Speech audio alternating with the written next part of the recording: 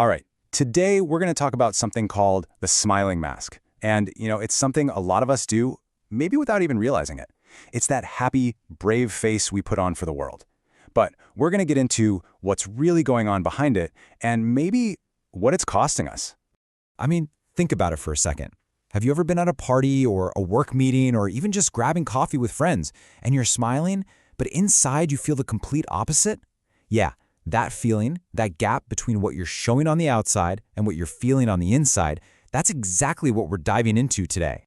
Okay, so first things first, let's break down what we actually mean by the smiling mask. What is this thing really? So at its heart, this is way more than just being polite. I mean, politeness, that's one thing. That's just a social grace. The smiling mask, though, is a whole different ballgame. It's really a defense mechanism. You're actively building a wall, a facade, to hide what's really going on. And sometimes you know you're doing it, and sometimes maybe you don't even realize it. So that begs the question, right? Why do we do this? Because it's not just some weird random thing we do. Turns out there are some pretty powerful forces pushing us to. And this is really the heart of it.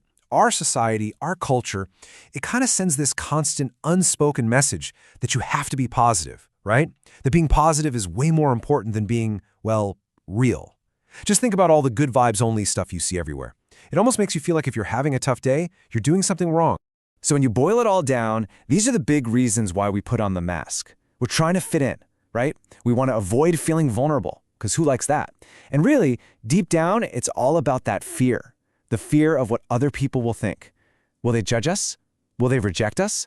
It's a really powerful motivator. But keeping up this act, it's not free. It absolutely has a cost, a hidden emotional price that, really starts to add up over time. And what happens is you end up with this huge, exhausting split.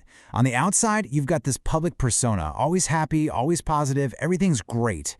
But on the inside, that private self, wow, it can be the total opposite. Feeling alone, worried, and just disconnected. Not just from other people, but from yourself. And look, we're not just talking about having a bad day. The long-term effects here can be really serious. The crazy thing is, the mask we wear to feel like we belong, it's the very thing that can make us feel completely isolated. All that effort, all that pretending, it just amps up the anxiety. And maybe the worst part? It drives this wedge between who you are and who you pretend to be, until you almost feel like a stranger to yourself. Okay, so that sounds pretty heavy, I know. But it's not all bad news, not at all. The good news is just realizing you're wearing a mask is a huge first step. And from there, there's a real path you can take to start taking it off and get to a much healthier place. And that's really the end game here. Emotional authenticity. It's not just about a quick fix to feel better today. It's about this bigger journey to where the person you show to the world is the same person you are on the inside. Imagine the relief in that. So, how do you even start?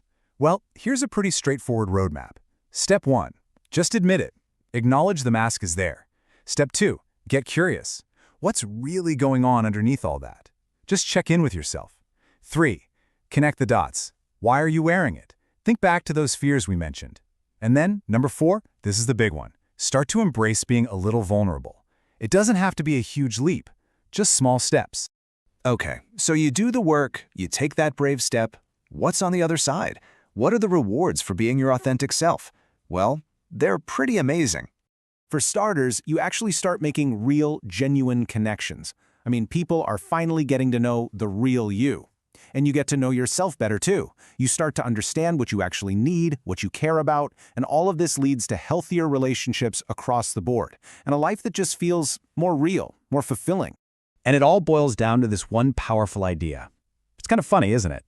The one thing we're so scared of, being vulnerable, that's actually the key.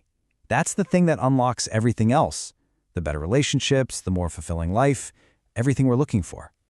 So I'll just leave you with this one thought to chew on. Look, this is not about never smiling again, of course not. It's about being more honest with yourself about why you're smiling. So the question is, moving forward, how will you choose to navigate what you're truly feeling? Something to think about. Thanks for tuning in.